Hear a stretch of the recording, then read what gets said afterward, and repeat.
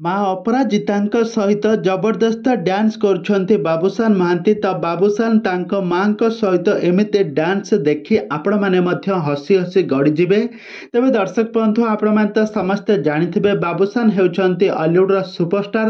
କିନ୍ତୁ ବୋଉ ବୁଟୁ ଭୂତ ସିନେମାର ସୁଟିଂ ସେଟ୍ରେ ଏମିତି କିଛି ମଜାଳିଆ ଡ୍ୟାନ୍ସ କରୁଥିବାର ନଜରରେ ଆସିଛନ୍ତି ମା ଅପରାଜିତା ଏବଂ ତାଙ୍କ ପୁଅ ବାବୁସାନ ମହାନ୍ତି।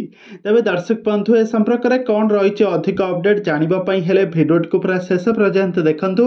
ଆଉ ଏହା ପୂର୍ବରୁ ଯଦି ଆପଣମାନେ ଆମ ଚ୍ୟାନେଲକୁ ସବସ୍କ୍ରାଇବ୍ କରିନାହାନ୍ତି ତାହେଲେ ସବସ୍କ୍ରାଇବ୍ କରି ପାଖରେ ଥିବା ବେଲ୍ ଆଇକନକୁ ଦବାଇ ଦିଅନ୍ତୁ। ଦର୍ଶକ ବନ୍ଧୁ, ଆପଣମାନେ ତ ସମସ୍ତେ ଜାଣିଥିବେ ଅଲିଉଡ଼ର ସୁପରଷ୍ଟାର ହେଉଛନ୍ତି ବାବୁସାନ ମହାନ୍ତି। ବାବୁସାନଙ୍କର ଏଥର ରଜରେ ଗୋଟେ ନୂଆ ଓଡ଼ିଆ ସିନେମା ବୋଉ ବୁଟୁ ଭୂତ, ଏହି ସିନେମାଟି ବହୁତ ଭଲ ପ୍ରଦର୍ଶିତ କରିଛି। ଦର୍ଶକମାନଙ୍କ ମନରେ ଗୋଟେ ଅଲଗା ପ୍ରକାର ସ୍ଥାନ ବନେଇ ପାରିବାରେ ସଫଳ ହୋଇଛି। ଆଉ ଏହି ସିନେମାକୁ ଦେଖିବା ପାଇଁ ସମସ୍ତଙ୍କ ମନରେ ବହୁତ ଉତ୍କଣ୍ଠା ଓ ବହୁତ ଉତ୍ସାହ ମଧ୍ୟ ରହିଛି। ତ ବର୍ତ୍ତମାନ ସମୟରେ ସୁଟିଂ ସେଟ୍ରେ ତାଙ୍କ ମାଙ୍କ ସହିତ ଡ୍ୟାନ୍ସ କରୁଛନ୍ତି ବାବୁସାନ।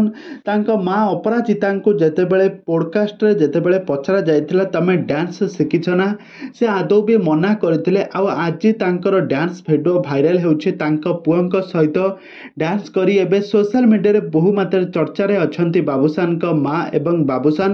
ତ ମାଙ୍କ ସହିତ ଜବରଦସ୍ତ ଡ୍ୟାନ୍ସ କରୁଛନ୍ତି। ଅପରାଜିତା ନାଚି ପାରୁନଥିଲେ ମଧ୍ୟ ବହୁତ ଭଲ ଭାବରେ ନାଚିଛନ୍ତି। କିନ୍ତୁ ଏହା ହେଉଛି ସମ୍ପୂର୍ଣ୍ଣ ମିଛ ଖବର। ଅପରାଜିତା ଏବଂ ବାବୁସାନ ମହାନ୍ତି ମିଶିକି ନାଚି ନାହାନ୍ତି। ଏଇଟା ହେଉଛି କିଛି ଏଡିଟିଂ ଭିଡ଼ିଓ, ଏଆଇ ଭିଡ଼ିଓର କିଛି ଏଡିଟିଂ ଭିଡ଼ିଓ। ଏମିତି ମିଛ ଗୁଜବ ବର୍ତ୍ତମାନ ସମୟରେ ସୋସିଆଲ ମିଡ଼ିଆରେ ବେଶ ଭାଇରାଲ ହେଉଛି।